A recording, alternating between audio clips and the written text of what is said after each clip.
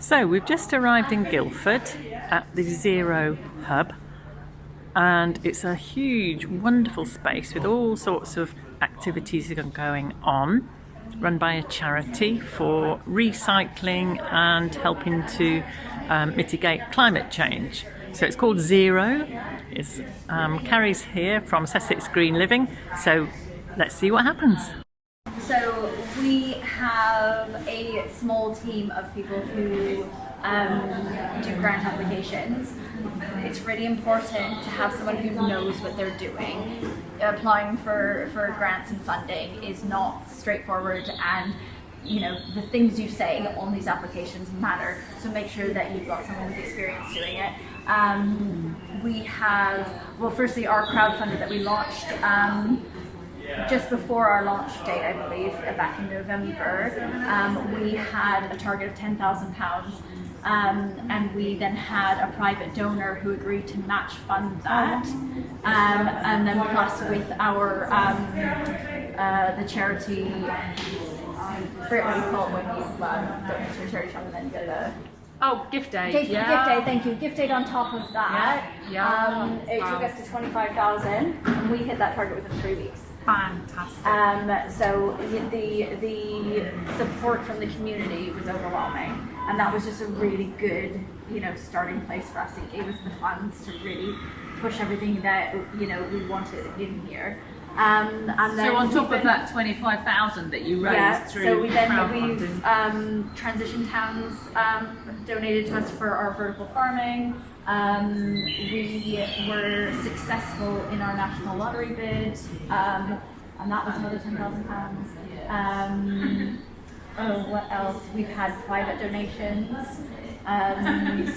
And then this is our Wall of Heroes. So this is anyone who donated to the initial crowdfunder and donated over £25, and their name was put on the wall. How do you manage it? Yeah, so first, the TerraCycle is probably one of the most engaging things we have in the space, which is also why it's at the back of the building, because most people who wouldn't necessarily know what we're doing here have heard about TerraCycle, and so they come in looking to recycle. So we think if it's back here, then they're going to walk by everything else we're doing and find different ways to engage them. We have partnered with a woman in Guildford who was managing TerraCycle on her own, and it was getting a bit overwhelming. So we follow everything that she accepts, and we make it very clearly signposted for people of what we will take. And then we get volunteers in every couple of weeks to then box everything up specifically, and we deliver it to her. So we, I think we delivered 40 kilos of recycled waste the other day, and she then sends it off to TerraCycle on our behalf. So essentially, we are a town centre drop-off point. It seems to work quite well, actually. and because it's so clearly laid out, you're not getting the problems of all the supermarket. People need very clear instructions. It's the same with we're doing a refugee collection right now. We have a very set list of what we will accept, and we ask everyone who comes into it for the drop off, have you looked at the list? Because we can't just be clear instructions are important. So I had a budget for the build, and we actually came under budget because of everything we were able to use that was reclaimed. One of our volunteers made tables out of cable reels. The stage is made out of pallets. Everything. The Guildford Baby Clothes Library has gotten a lot of online engagement. So people can come in, it's a £20 retainer that they can get back. They say the age of their child, and they are given then a big tub of clothes for their baby to use, and then when the baby grows out of them, you send them back and we give you the next size up. So that's gotten a lot of engagement. The other thing by far is the community fridge.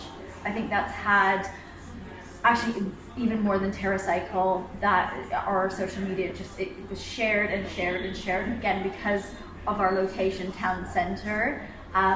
It's really getting people interested and come in, and it's not just people on the low incomes, it's people wanting to reduce waste.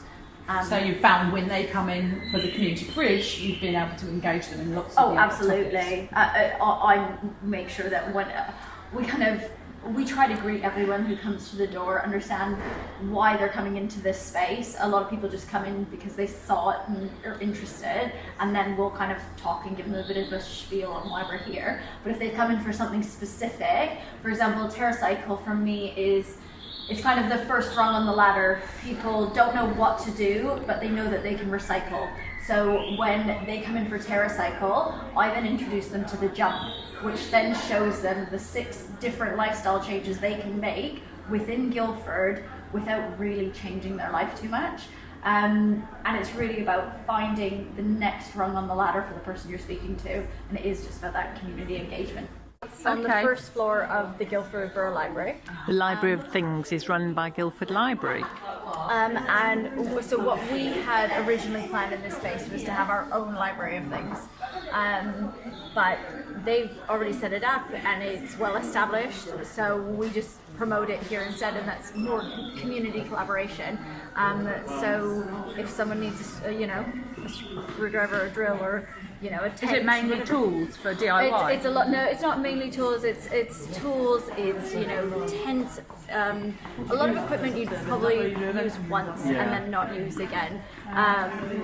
Hoses, things that people say maybe in apartments or something might not necessarily have. I have a 2-year contract with the building, but we actually only have to be given 8 weeks notice to move. So everything that we created in this space was made to be portable, because everything we've created here is an idea and a movement, and it's not about the building. So we make sure that everything that we created we can take with us. So this area of Zero is our biodiversity section, which is run by the Guildford Environmental Forum, and they were involved before we had a space, and one of their members is one of our trustees.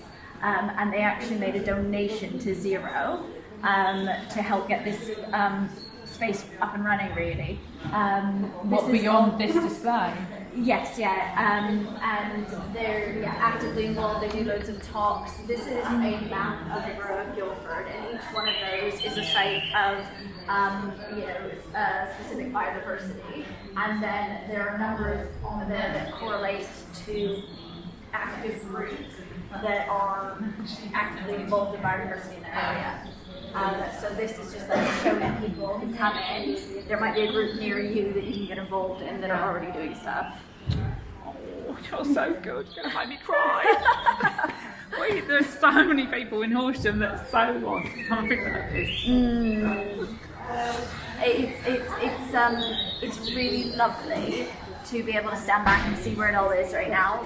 But my God, it's been a lot of hard work by a lot of people. Yeah. I mean, it's not something that a small handful of people have done in a weekend. No. This has taken a lot of prep and a lot. I wasn't planning on being on video, if I'm honest. No, you're right, you're fine. So how do you use the space? What have you got here? So this space, which used to be New Look, is 3 stories. And the bottom floor is open to the public every day, and then on the first level we open it at night for events, like talks, and we have an eco cinema, and then the 3rd floor is storage and lockers and a kitchen.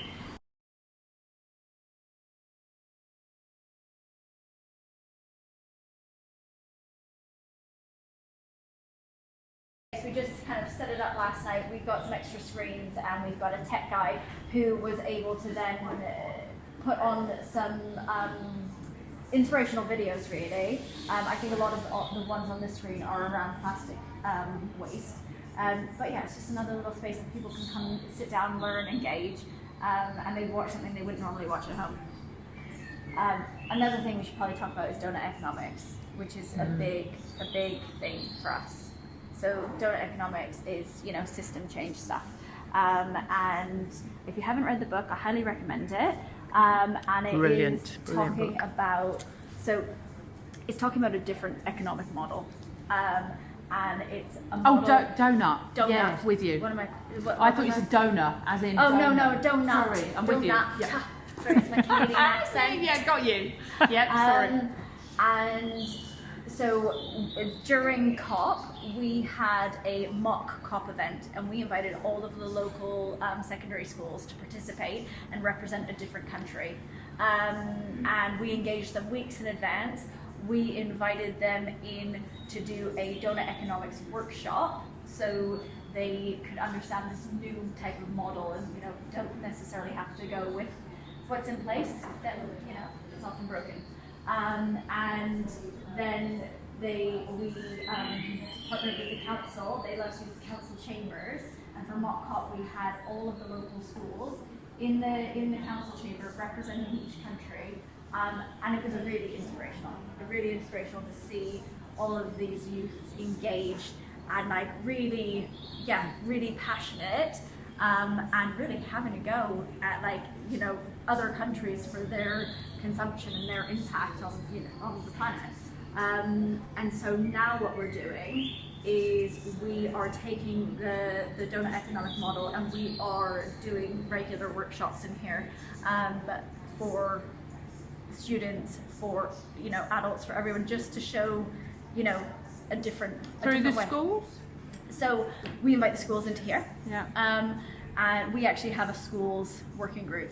So there are about 8 of us who engage with schools, youth groups, guides, brownies. And if we've got some type of campaign going on in here, we'll then reach out to them and say, okay, does this fit within your curriculum? How can we get involved? And they like to be able to come here. It's a bit of a field trip. It's something new. It gets the kids engaged with what's going on here. But we've got funding to do it's a donut economics interactive wall.